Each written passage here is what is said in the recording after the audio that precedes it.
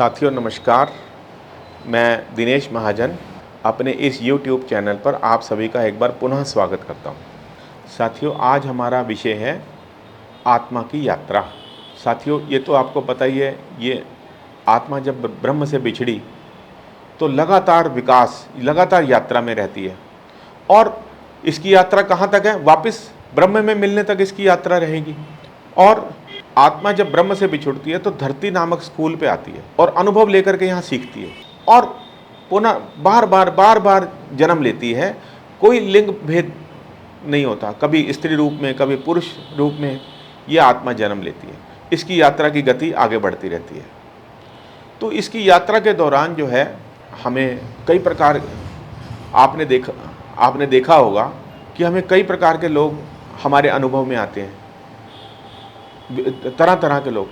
तो वो अपनी आत्मा के अलग अलग लेवल पर होते हैं। ये जो सबसे पहले ये आत्मा पाषाण योनि में होती है, कई जन्मों तक, कई सैकड़ों वर्षों तक ये पाषाण योनि में रहने के बाद फिर ये प्लांट किंगडम में आती है, पेड़ पौधों की योनि में। उसके बाद पेड़ पौधों की योनि में आने के बाद फिर ये पशु पक्षियों की योनि में आती है और उसके बाद इसकी यात्रा मनुष्य जन्म में रहती है। और मनुष्य जन्म में इसकी यात्रा लगभग 500 से 1000 जन्मों तक की यात्रा रहती है। और इस दौरान 7 चरणों से होकर के ये यात्रा गुजरती है।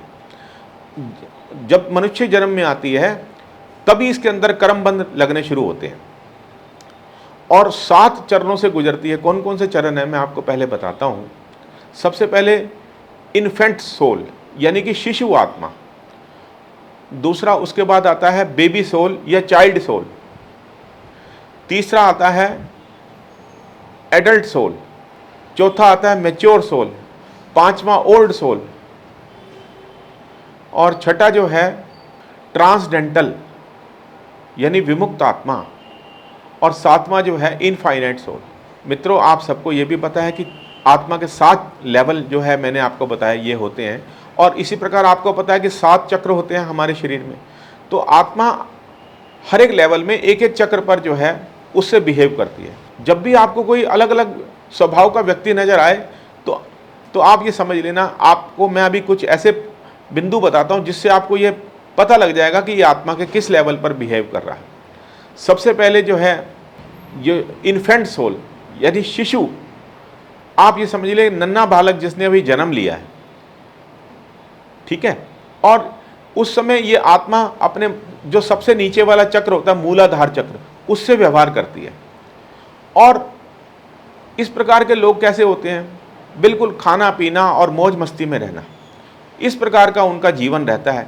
नास्तिक विचारधारा के लोग होते हैं, बात बात पे ईश्वर का प्रमाण मांगते हैं और बहुत जल्दी क्रोधित हो जाते हैं, उग्र स्वभाव के रहते हैं। तो जब भी कोई आपको इस प्रकार का व्यक्ति मिले जो बिल्कुल जिसका जीवन का ही लक्ष्य हो कि खाना पीना और मौज करना, जो है नास्तिक स्वभाव का व्यक्ति हो, ईश्वर में विश्वास ना करता हो, तो आप उससे नाराज ना होना। आप ये मान करके चलना कि भाई ये आत्मा के अभी प्रारंभिक स्तर पर है, अभी 7 लेवल की इसने यात्रा करनी है और इस लेवल में आत्मा 50 से 100 जन्म लेगी।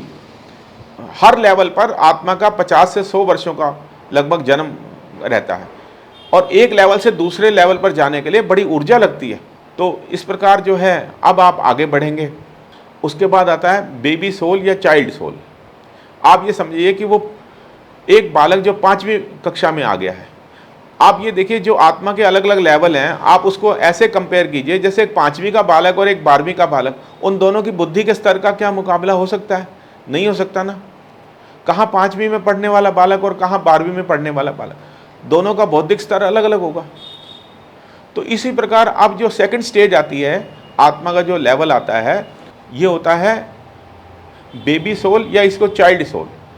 और ये स्वादिष्टान चक्र से बिहेव करते हैं। और ये लोग किस प्रकार के रहते हैं? ये लोग कहते हैं कि भाई जो है ये ईश्वर को तो मानने वाले होते हैं, लेकिन इनके अंदर क्या भावना रहती है? मैं और मेरा भगवान, मेरा समुदाय सर्वश्रेष्ठ है। जिस ईश्वर की मैं आराधना करता हूँ वही सर्वश्रेष्ठ है। इनके अंदर धार्मिक कट्टरता रहती है और लोभ लालच की भी जो है इनके अंदर। अब आत्मा थोड़ा और विकास क्रम में आगे बढ़ती है। उसके बाद आती है युवावस्था यानी एडल्ट सोल। और ये यहाँ पे आत्मा मणिपुर चक्र से बिहेव करती है। इस प्रकार के लोग जो है नेता, पंडित, नाम और यश के पीछे भागने वाले, ये इस प्रकार के जो है और अपना स्वार्थ सिद्ध करने वाले लोग होते हैं जो है। ये लोग जो है अपना धार्मिक पुस्तकें तो पढ़ते हैं लेकिन वैसा आचरण नहीं करते अपने अंदर बिल्कुल भी, और इनमें कहीं ना कहीं अपना हित साधने की प्रवृत्ति रहती है ऐसे लोगों में। और ऐसे लोगों में लीडरशिप क्वालिटीज़ भी होती है। ये आत्मा का तीसरा चरण। अब इसके बाद आत्मा और विकास करती हुई अगले स्टेज पर पहुंचती है, वहाँ आती है, उसको बोलते हैं मैच्योर सोल। यहाँ आत्मा हृदय चक्र से जो है बिहेव करती है, जिसको अनाहत चक्र भी बोलते हैं, हार्ट चक्र, यहाँ से बिहेव करती है। ऐसे लोग थोड़ा सा अंदर से शांत हो जाते हैं और ये लोग इनको इस बात की जानकारी हो जाती है कि कम से कम पैसा कमाना ही जो है जीवन का उद्देश्य नहीं है, और ये धार्मिक पुस्तकों को पढ़ने की कोशिश करते हैं। हालांकि इनमें प्रैक्टिकल थ्योरेटिकल नॉलेज तो आ जाती है लेकिन प्रैक्टिकल नॉलेज अभी नहीं आती। तो इस प्रकार के लोग, खिलाड़ी इत्यादि, ऐसे लोग वेद वेदांग का अध्ययन करते हैं और पैसे के पीछे नहीं भागते ये लोग जो हैं, और सामाजिक और आध्यात्मिक कार्यों में रुचि लेना प्रारंभ कर देते हैं। इसके बाद आत्मा और आगे बढ़ती हुई यात्रा के दौरान, ये भी कम से कम 50 से 100 जन्मों की यात्रा यहाँ पे रहती है। उसके बाद आत्मा विकास करती हुई और ऊपर ओल्ड स्टेज तक आती है, उसको बोलते हैं ओल्ड सोल। तो अब आप ये देखिए कि जब शिशु आत्मा थी तो समझ लो कि बिल्कुल जो है उसने बेबी स्टेज जो है शिशु जो आत्मा थी वो समझ लो कि उसने अभी जन्म ही लिया है, और उसके बाद जब बेबी और चाइल्ड सोल में आई तो समझ लो वो 5वीं कक्षा में आई, और उसके बाद जो है जब वो युवा अवस्था में आई तो समझ लो उसने 8वीं क्लास में जो है वो 8वीं क्लास में पढ़ने वाला विद्यार्थी है। और जो मैच्योर सोल जब वो हृदय चक्र पे आई तो ये समझ लीजिए कि वो 12वीं में पढ़ने वाला विद्यार्थी। और अब ये जो ओल्ड सोल है ये समझ लो कि कॉलेज लाइफ में ये आत्मा प्रवेश कर गई है। अब इस प्रकार के लोग जो है ये विशुद्धि चक्र से बिहेव करते हैं। ऐसे लोग जो है ध्यान में आना शुरू करते हैं, और ध्यान में आने के बाद जो है ये लोग जो है शून्य अवस्था में चले जाते हैं, अपनी मेंटल क्लीनिंग करते हैं, और उसके बाद जो है सभी 72,000 नाड़ियों का शुद्धिकरण करते हैं और अपने कर्मों की क्लीनिंग भी शुरू कर देते हैं। लेकिन अभी इनका तृतीय नेत्र नहीं खुल पाता और ये इनका मन शांत हो जाता है, इनको विवेक और ज्ञान की प्राप्ति शुरू हो जाती है। इसके बाद आत्मा और विकास करती हुई अब ये समझ लीजिए कॉलेज लाइफ पार करके पोस्ट ग्रेजुएट लेवल पर आ गई है। इसको बोलते हैं ट्रांसडेंटल सोल, विमुक्त आत्मा। ये कहाँ पे? ये हमारे थर्ड आई से बिहेव करती है, तृतीय नेत्र। इसमें आने के बाद व्यक्ति के अंदर सिद्धियाँ आनी शुरू हो जाती हैं और वो ऋषि और राज ऋषि की अवस्था को प्राप्त कर लेता है। उसका तृतीय नेत्र खुल जाता है और वो ब्रह्मांड की यात्राएं करता है, अपने पिछले जन्मों में जा करके अपने कर्मों की क्लीनिंग कर पाता है।